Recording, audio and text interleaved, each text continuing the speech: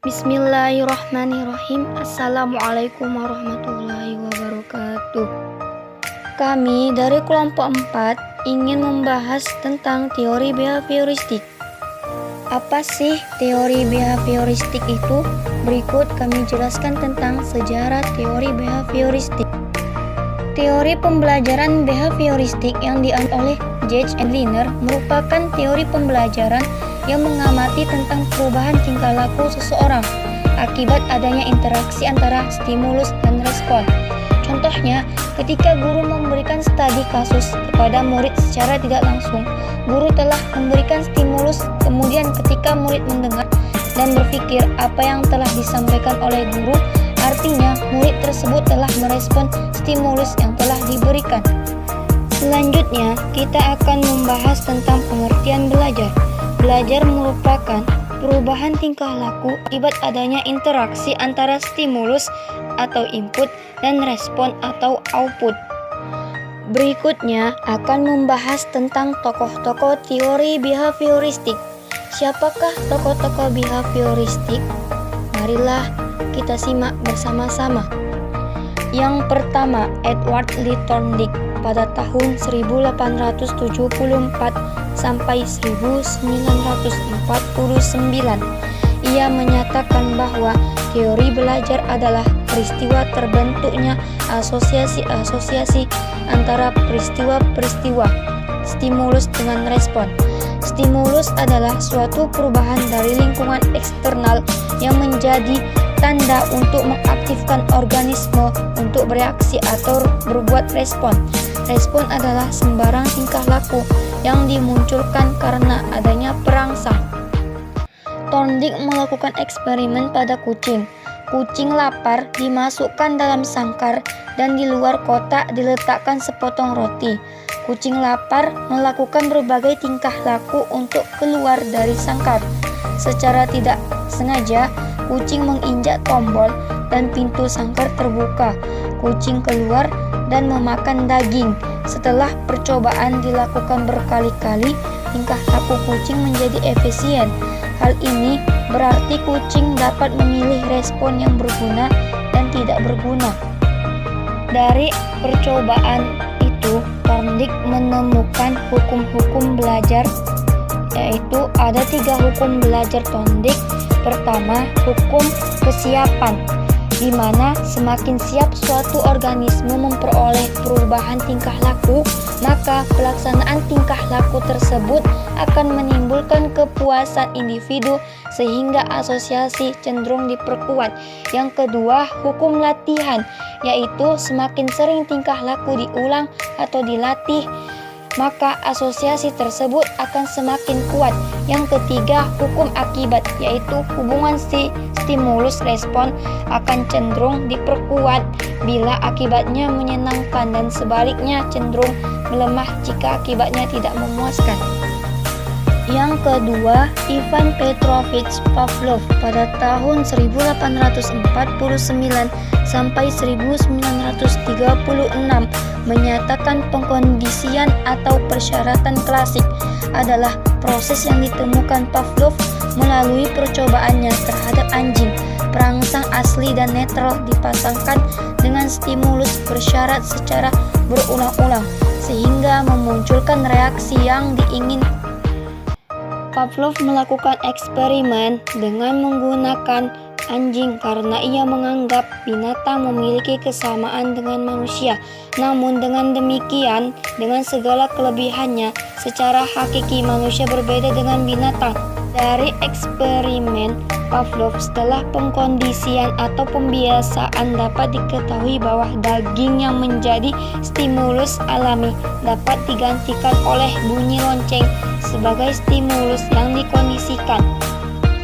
Dengan menerapkan strategi Pavlov, ternyata individu dapat dikendalikan melalui cara mengganti stimulus alami dengan stimulus yang tepat untuk mendapatkan pengulangan respon yang diinginkan.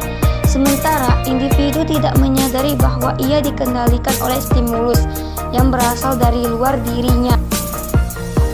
Tokoh yang ketiga yaitu Burrhus Frederick Skinner pada tahun 1904 sampai 1990 menyatakan bahwa proses penguatan perilaku operan positif atau negatif yang dapat berakibat perilaku berulang kembali atau Skinner juga melakukan eksperimen menggunakan seekor tikus yang ditempatkan dalam sebuah peti kotak. Kotak berisi manipulandum dan alat pemberi reinforcement atau wadah makanan. Manipulandum adalah komponen yang dapat dimanipulasi dengan gerakannya berhubungan dengan reinforcement.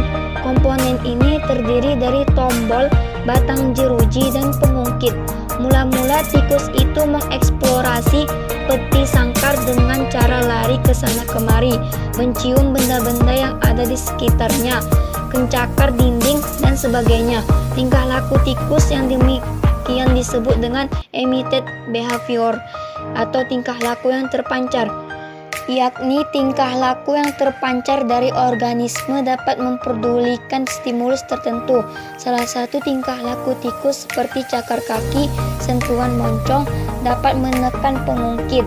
Tekanan pengungkit ini mengakibatkan munculnya butir-butir makanan ke dalam wadahnya. Butiran-butiran makanan yang muncul merupakan reinforcement bagi tikus tersebut dengan tingkah laku operan yang akan terus meningkat apabila diiringi reinforcement, yaitu untuk penguatan berupa butiran-butiran makanan ke dalam wadah makanan. Tokoh yang keempat adalah Robert Dewey pada tahun 1916 sampai 2002.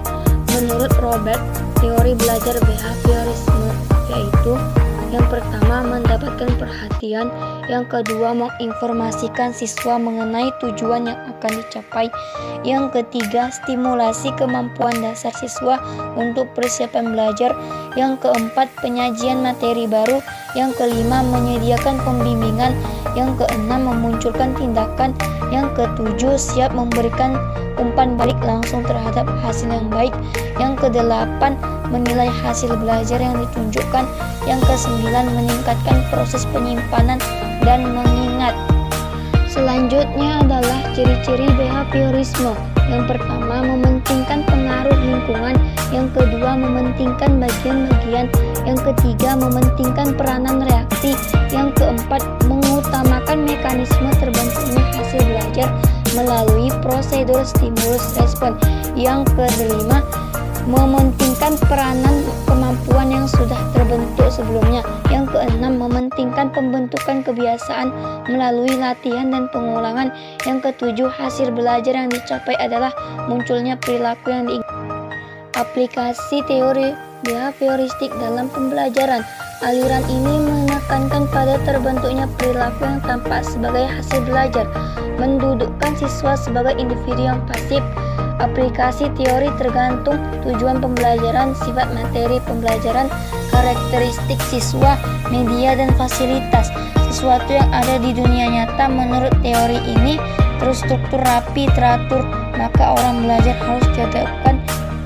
harus dihadapkan aturan yang jelas. Tujuan pembelajaran ditekankan pada penambahan pengetahuan. Evaluasi menekankan respon pasif, biasanya menggunakan paper and pencil. Selanjutnya, kelebihan dan kekurangan teori belajar behavioristik. Kami akan membahas terlebih dahulu tentang kelebihan teori behavioristik. Yang pertama, membiasakan guru untuk bersikap jeli dan peka terhadap situasi dan kondisi belajar. Yang kedua, guru tidak banyak memberikan ceramah sehingga murid dibiasakan belajar mandiri. Jika murid menemukan kesulitan, baru ditanyakan kepada guru yang bersangkutan.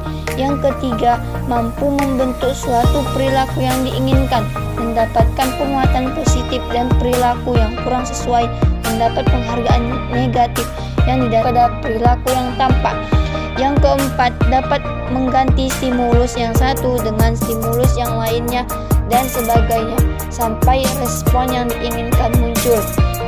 Selanjutnya tentang kekurangan teori belajar behavioristik. Yang pertama, sebuah konsekuensi bagi guru untuk menyusun bahan pelajaran alam bentuk yang sudah siap. Tidak setiap mata pelajaran cocok menggunakan metode ini. Yang ketiga, murid berperan sebagai pendengar dalam proses pembelajaran dan menghafalkan apa yang didengar dan dipandang sebagai cara belajar yang efektif. Yang keempat, cenderung mengarahkan siswa untuk berpikir linear, konvergen, tidak kreatif, tidak produktif, dan mendudukkan siswa sebagai individu yang pasif. Sampai di sini saja materi kami dari kelompok 4. Terima kasih kepada teman-teman telah mendengarkan materi kami. Semoga apa yang didengarkan dan dilihat bisa menambahkan wawasan dan ilmu pengetahuan kita. Kami akhiri dengan Assalamualaikum warahmatullahi wabarakatuh.